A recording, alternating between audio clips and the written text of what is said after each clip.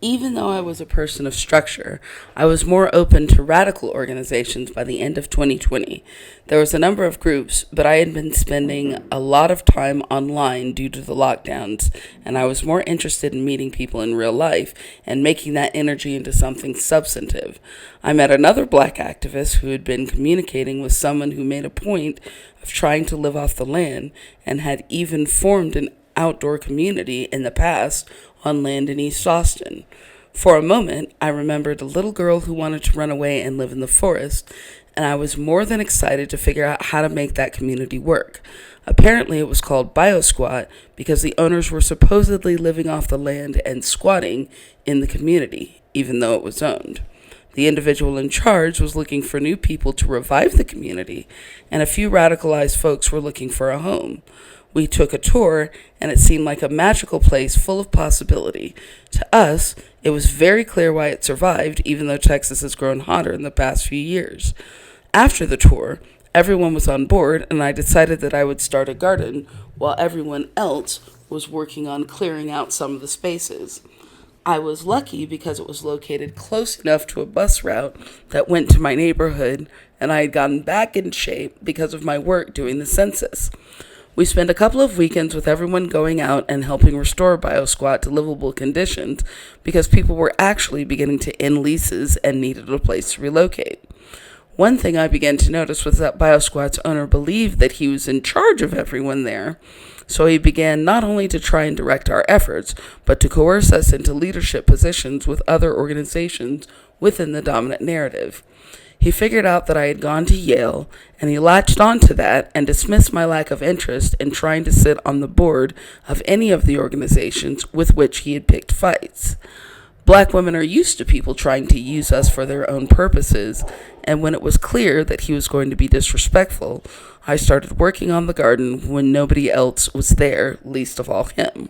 He had an abrasive personality and considered himself superior to all of us due to his experience in a housing project and his previous activism efforts.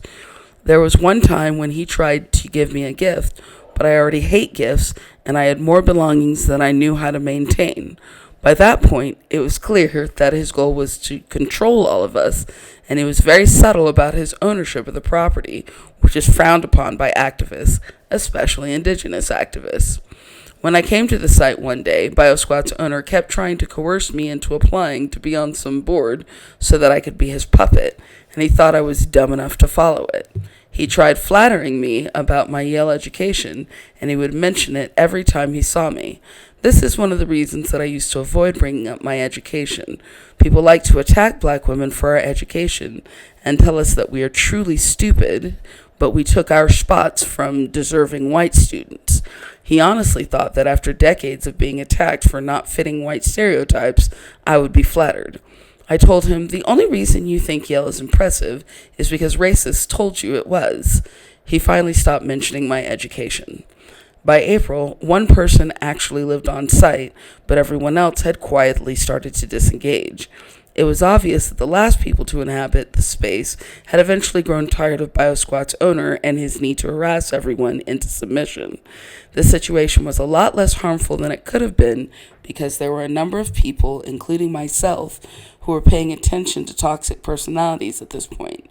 We realized that oppression targets learn to exploit each other because they share trauma.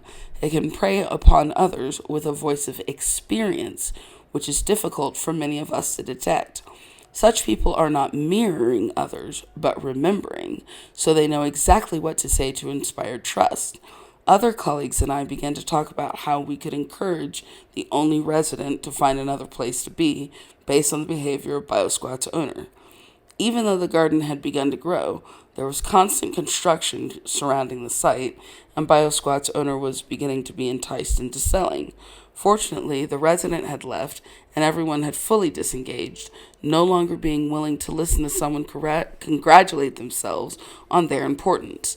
Eventually, the land was sold for a pretty penny, and none of us ever got a dime, which he surely justified based on his ownership. The experience was somewhat of a shame, but the truth is that trying to find liberation within the dominant narrative is like trying to find a benevolent dictator. Everyone knows that such a circumstance could not exist, but when we stop looking, We are confronted with the injustice of the dominant narrative, and that is a difficult situation to address.